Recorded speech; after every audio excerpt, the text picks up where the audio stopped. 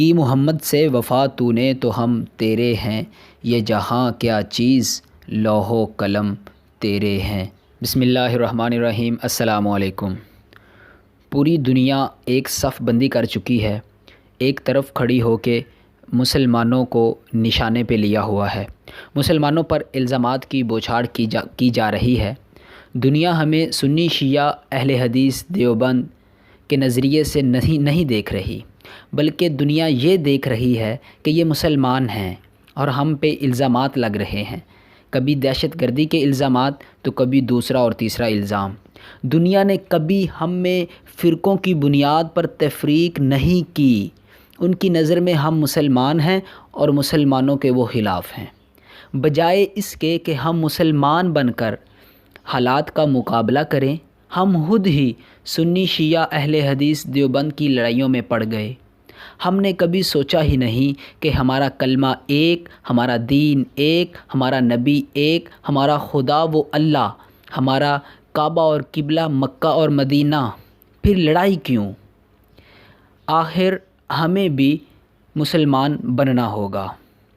دنیا ہمارے خلاف ایک پیج پر، اور ہم بجائے اس کے کہ اتحاد کا پیغام دیں، ہم ایک دوسرے کو کافر کے القابات دینے میں مصروف ہیں۔ ٹرمپ نے مودی کے جلسہ میں ہزاروں ہندوستانیوں سے خطاب کرتے ہوئے کہا کہ امریکہ اور انڈیا کو جو مسلمان شدت پسند ہیں ان سے خطرہ ہے۔ مسلمانوں کو شدت پسند کہا گیا۔ مودی نے ٹرمپ کی موجودگی میں کہا کہ پاکستان کو سبق سکھانے کا وقت آ چکا ہے۔ ہمارے وزیر اعظم نے اسلام کا دفاع کرتے ہوئے کہا کہ اسلام وہی اسلام ہے جو ہمارے نبی محمد الرسول اللہ نے ہمیں بتایا۔ اسلام وہ ایک اسلام ہے، کوئی دوسرا اسلام نہیں۔ وہ اسلام ہی وہ واحد دین ہے جو فلاح اور انسانیت کا درس دیتا ہے۔ اسلام میں کوئی دہشت گردی نہیں۔ اگر کوئی دہشت گردی یا شدت پسندی کرتا ہے تو وہ اسلام سے اس کا کوئی تعلق نہیں۔ وزیر اعظم نے امریکیوں کو یہ بھی بتا دیا کہ روس کے خلاف جہادیوں کو تم اچھا کہتے تھے اور آج ان کا سامنا امریکہ سے ہوا تو وہ دہشت گرد ہو گئے۔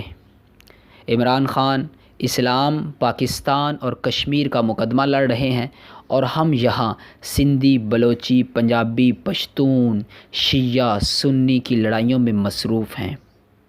یہاں ہی بس نہیں بلکہ ہم اپنے وزیر اعظم کا ساتھ دینے کی بجائے کشمیر کے سودے کا الزام لگا رہے ہیں۔ اب وقت کا تقاضا تو یہ ہے کہ ہم لسانیت اور فرقوں کی لڑائی سے نکل کر مسلمان بن کر اپنے وزیر اعظم کا ساتھ دیں، یہی ہماری بقا ہے۔ اللہ حافظ۔